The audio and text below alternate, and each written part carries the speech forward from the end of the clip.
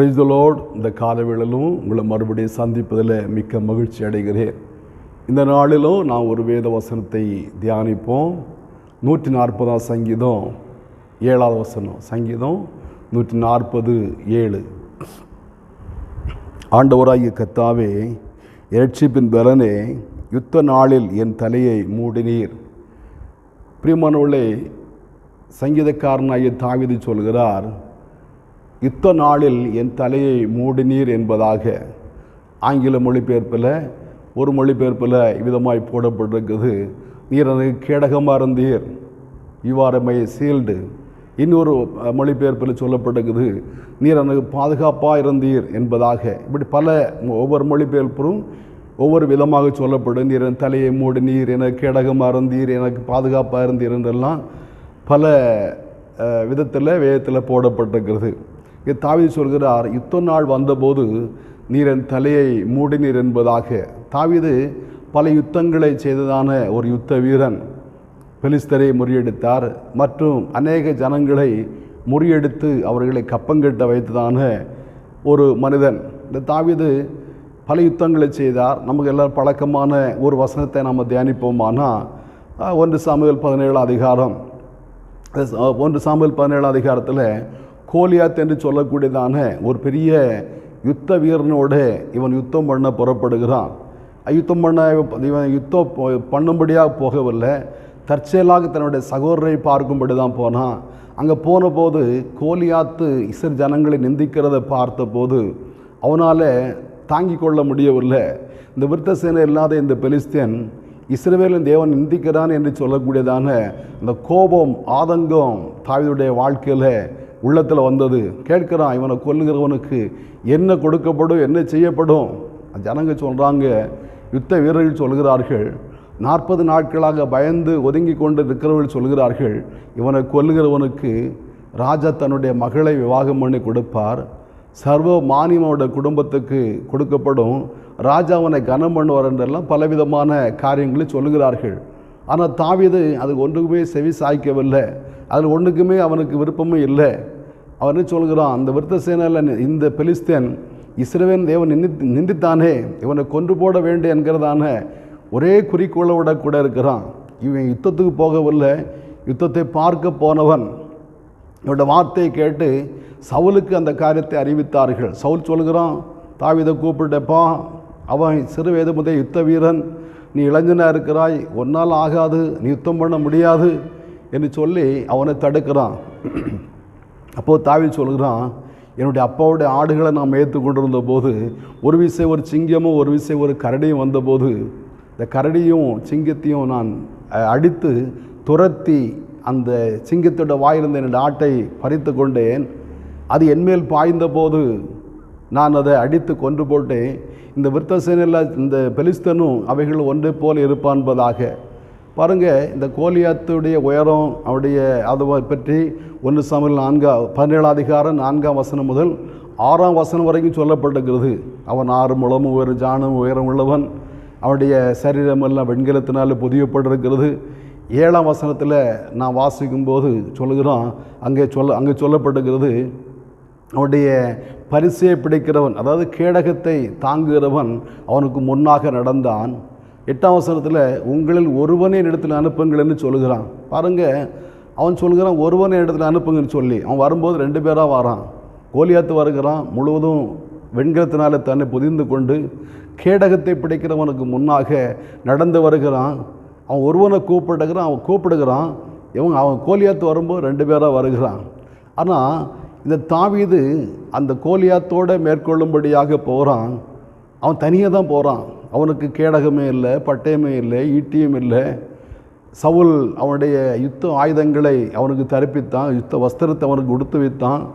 தாவீது சொல்கிறான், எந்த அப்பியாசம் எனக்கு இல்லை என்று சொல்லி அவனுக்கு இருந்த ஒரே அப்பியாசம், அவன் சொல்கிறான், கர்த்தர் அந்த சிங்கத்தையும் கரடி என்ற கையில் ஒப்பு கொடுத்தார், இவனும் அவைகளில் ஒன்று போல இருப்பான் என்று சொல்லக்கூடியதான அந்த விசுவாசம் என்னும் கேடகத்தை மாத்திரம் தன்னுடைய கையில் பிடித்து கொண்டு கர்த்தர் அவனை என்ற கையில் ஒப்பு கொடுப்பார் என்கிறதான அந்த நம்பிக்கையோடு கூட புறப்படுகிறான்.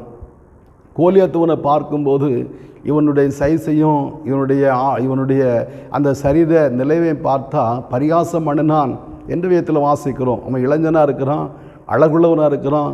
ஆனால் இவன் சின்ன பொடி பையனாக இருக்கிறான். அந்த சின்ன பையன் என்ன பண்ண போகிறான், இந்த சின்ன பையன் என்ன கொல்வானான், அதுபோல் அவமானம் என்ன இருக்குது என்று சொல்லக்கூடியதான வெட்கத்தோடு கூட அவனை பரியாசம் பண்ணினான் என்று வேதத்தினூடாக வாசிக்கிறோம்.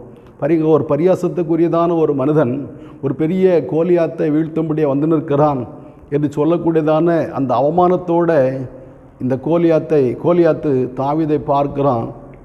இப்போ கோலியாத்தும் தாவீதும் நேருக்கு நேராக புறப்படுகிறார்கள். இங்கே 17:44 வாசிக்கும்போது கோலியாத்து சொல்கிறான், உன்னை கொன்று உன்னுடைய மாம்சத்தை ஆகாயத்து பறவைகளுக்கும் காட்டு மிருகங்களுக்கு கொடுப்பே, நீ வா என்று சொல்லி அடுத்த வசனத்தை தாவீது சொல்கிறான், கர்த்தர் உன்னை என்னுடைய கையில் ஒப்பு கொடுப்பார், நான் உன்னை கொன்று போடுவேன், உடைய பாளையத்திலுள்ள மாம்சத்தை ஆகாயத்து பறவைகளுக்கும் காட்டு மிருகங்களுக்கு இரையாக கொடுப்பேன், கர்த்தர் உன்னை என்னுடைய கையில் ஒப்பு கொடுப்பார், கர்த்தருடைய கையில் ஒப்பு கொடுப்பார். பாருங்கள், இந்த கோலியாத்துக்கு முன்னாடி கேடகத்தை பிடித்திருக்கிறவன் அவன் நடந்து வருகிறான். நான் சங்கீதத்தில் வாசிக்கிறோம், அதாவது இக்கட்டில் உதவி செய்கிற மனசுடைய உதவி விருதா என்பதாக. கேடகத்தை பிடித்திருக்கிறவன் எதிராளி அம்புகளை எய்யும் போது அந்த கேடகத்தினாலே அந்த அம்பை தடுக்க வேண்டும். அதுதான் அவனுடைய வேலை. கோலியாத்துக்கு ஒரு ஆபத்து வருமானா, கோலியாத்துக்கு எதிராக ஒரு அம்பு பாயுமானா அந்த அம்பை தடுத்து நிறுத்த வேண்டியதான் அவனுக்கு முன்னாக நடக்கிறதான அந்த மனிதனுடைய வேலை. ஆனால் தாவீது ஒரு சின்ன கல்லை கவனில் வைத்து அப்படி சுழற்றும் போது நிச்சயமாகவே அந்த வேலைக்காரன் பார்த்துருப்பான், அந்த கோலியாத்து பார்த்துருப்பான். அவன் தன்னுடைய எஜமானை காக்கும்படியாக கேடகத்தை தூக்கி பிடித்திருக்க வேண்டும். ஆனால் தூக்கி பிடிக்க அவனால் முடியவில்லை.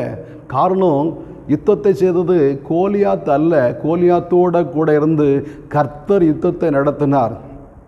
நிச்சயமாகவே நீங்கள் அந்த சூழ்நிலையை கற்பனை பண்ணி பார்ப்பீங்களான்னா, கோலியாத்து கவனில் கல்லை வைத்து அப்படி சுழற்றும் போது தாவீது கவனில் கல்லை வைத்து அப்படி சுழற்றும் போது கோலியாத்து அங்கிருந்து அம்புகளை எதிர்க்க வேண்டும். ஆனால் தேவன் அவன் அம்புகளை விடவில்லை. காரணம், தாவீதுக்கு கேடகத்தை பிடிக்க ஆள் இல்லை, கர்த்தரே கேடகமாக இருக்கிறார், கர்த்தரே அவனுக்கு பாதுகாப்பாக இருக்கிறார், கர்த்தரே அவனோட கூட இருக்கிறார். அவர்தான் அந்த காரியத்தை செய்யும்படியாக தாவீதை பயன்படுத்துகிறார். தாவீது கவனில் கல்லை வைத்து அப்படி சொல்லட்டும் போது கோலியாத்து பார்த்துருப்பான், அவனுடைய கேடகத்தை பிடித்திருக்கிறவன் பார்த்துருப்பான்.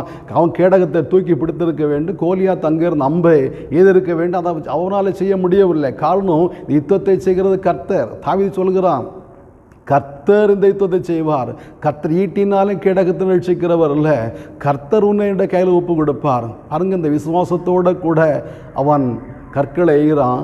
இந்த கல் அவனோட நெற்றியில் பட்டது. மீதி எல்லா இடமும் பாதுகாப்பாக கவராகி இருக்கு, மூடி இருக்குது. ஆனால் தாவீது சொல்ல, கர்த்தர் யுத்த நாளில் கர்த்தர் என் தலையை மூடினார். ஆனால் கோலியாத்துடைய தலையெல்லாம் மூடி இருந்தாலும், உடலெல்லாம் மூடி இருந்தாலும் நெற்றி முகம் திறந்திருந்தது. அந்த திறந்திருந்ததான அந்த இடத்துல கோலியாத்துடைய நெற்றியில் தாவீதை கல்லை எறிந்தான். அவன் மல்லாக்க விழுந்தான் என்றல்ல, அவன் முகங்குப்புற விழுந்தான் என்று வாசிக்கிறோம். கல் விழுந்ததும் அவன் சுழன்று முகங்குப்புற விழுந்தான்.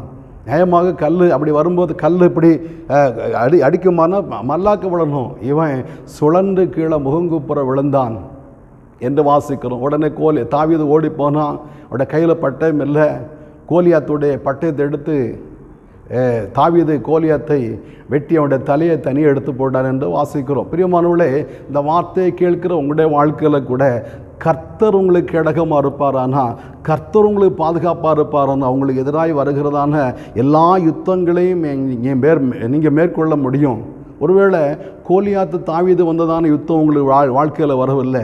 பவுல் சொல்கிறாரு, மாம்சம் ஆவிக்கு விரோதமாகவும் ஆவி மாம்சத்துக்கு விரோதமாகவும் போரிடுகிறது என்பதாக. நம்முடைய வாழ்க்கையில் ஒவ்வொரு நாள் எத்தனையோ போர்களை சந்தித்து கொண்டிருக்கிறோம், எத்தனையோ யுத்தங்களை சந்தித்து கொண்டிருக்கிறோம். கண்களில் இச்சையாகிய அந்த போர், மாம்சத்தின் இச்சையாகிய போர் வருது, பொருட்கள் மேல் இச்சை வருகிறது, பண ஆசை, எல்லா தீமைக்கும் வேறென்று வாசிக்கிறோம். பண ஆசை ஆகிய அந்த யுத்தம் வருகிறது. இந்த யுத்தத்தில் எல்லாம் கர்த்தர் உங்களோட கூட இருப்பாரானா, உங்களுடைய சிந்தையை ஆண்டவர் பாதுகாப்பாரானா, நிச்சயமாகவே ஆண்டவர் உங்களோட கூட இருந்து உங்களுடைய யுத்தங்களை நடத்த வல்லவராய் காணப்படுகிறார். தாவீது சொல்கிறார், யுத்த நாளிலே என் தலையை மூடினீர், என்னுடைய சிந்தையை மூடினீர், என்னுடைய சிந்தையை பாதுகாத்தீர். என்னுடைய சிந்தை யுத்தம் வந்தபோது என்னுடைய சிந்தையை ஒருமுகப்படுத்தினீர். பண ஆசையாகிய அந்த சிந்தை வந்தபோது, பண பொருள் ஆசையாகிய சிந்தை வந்தபோது என்னுடைய தலையை நீங்கள் மூடினீங்க. எப்படி மூடினீங்க? எபிரேயர் 13 வாசிக்கும் போது அங்கு சொல்லப்படுகிறது, நீங்கள் பண ஆசை இல்லாதவளாக இருங்கள், நான் உன்னை விட்டு விலகுவதும் இல்லை உன்னை கைவிடுவோம் என்று சொல்லப்பட்டிருக்கிறது. பாருங்கள், பண ஆசை நீங்கள் இல்லாமல் இருங்க. உங்களுக்கு தேவையை சந்திக்கிற நான் உங்களை விட்டு விலகவும் இல்லை உங்களை கைவிடவும் இல்லை. நான் உங்களோட கூட இருக்கிறேன். உங்களுக்கு நான் இருக்கும்போது உங்களுக்கு பண ஆசை எதுக்கு, பணம் எதுக்கு, பொருள் எதுக்கு? நானே உங்களோட கூட இருக்கிறேன். உங்களுடைய எல்லா தேவையை சந்திக்கக்கூடியதான நான் உங்களோட கூட இருக்கிறேன் என்று சொல்லி ஆண்டவர் சொல்கிறார். அப்போ ஆண்டவர் நம்மோட கூட இருக்கும்போது வேறு எதுவுமே நமக்கு தேவையில்லை. ஆண்டவர் நம்மோட கூட இருக்கும்போது நமக்கு எல்லா காரியத்தையும் பார்த்து கொள்ளுகிற தேவனாக இருக்கிறார். ஆண்டவர் நம்மோட கூட இருக்கும்போது நமக்கு எது தேவையோ அதை அவர் சந்திக்கிறவராக இருக்கிறார். நம்முடைய காரியங்கள் எல்லாம் அவர் மேற்போட்டு கொள்ளுகிறவராக இருக்கிறார். இன்றைக்கு தேவன் மாத்திரம் நம்மோட கூட இருப்பாரானா மீதி எல்லாம் நம்ம குப்பையாக தெரியும். தேவன் மாத்திரம் நம்மோட கூட இருப்பாரானா மீதி பேர் புகழ் எல்லாமே விருதாவாய் காணப்படும். தேவன் மாத்திரம் நம்மோட கூட இருப்பாரானா நமக்கு எல்லாமே அவராகவே காணப்படுவார். நீங்கள் ஒன்று புரிந்து கொள்ளுங்க, சகேயு லூக்கா 18 அதிகாரத்தில் சகேயு தன்னுடைய ஆஸ்தியெல்லாம் இயேசுக்கு இழக்க ரெடியாக இருந்தான். என்னுடைய ஆஸ்தியெல்லாம் நான் ஆஸ்தியில் பாதியை கொடுத்துருக்குறேன், நான் அநியாயமாக வாங்கினேன், நாளத்தினே கொடுத்து விட்றேன், இயேசு மாத்திரம் என்னோட இருந்தால் போதும், என்னுடைய செல்வம் புகழ் என்னுடைய பணம் சொத்து எல்லாம் போனால் கூட பரவாயில்ல, இயேசு மாத்திரம் என்னோட கூட இருக்க வேண்டுங்கிறதுல அவன் உறுதியாகி காணப்பட்டான். அந்த கால வேளையில் இந்த வார்த்தையை கேட்குற உங்களுடைய வாழ்க்கையில் கூட ஒருவேளை தாவீது கோலியாத்து உள்ள யுத்தம் உங்களுடைய வாழ்க்கையில் இல்லை, சிந்தையில் பலவிதமான யுத்தங்கள் நடந்து கொண்டு இருக்குது. இந்த யுத்தத்தில் கர்த்தர் உங்களுடைய தலையை மூடுவாராக, உங்களுடைய சிந்தையை ஒருமுகப்படுத்துவாராக. நான் கர்த்தர் என்னோட கூட இருக்கிறார், எனக்கு இதெல்லாம் தேவையில்லை என்று சொல்லக்கூடியதான அந்த நல்ல எண்ணத்தை உங்களுக்கு தருவாராக. ஆண்டவரை பார்த்து ஜெபிப்போமா? நல்ல பிதாவே, நன்றியோடு துதிக்கிறோம்.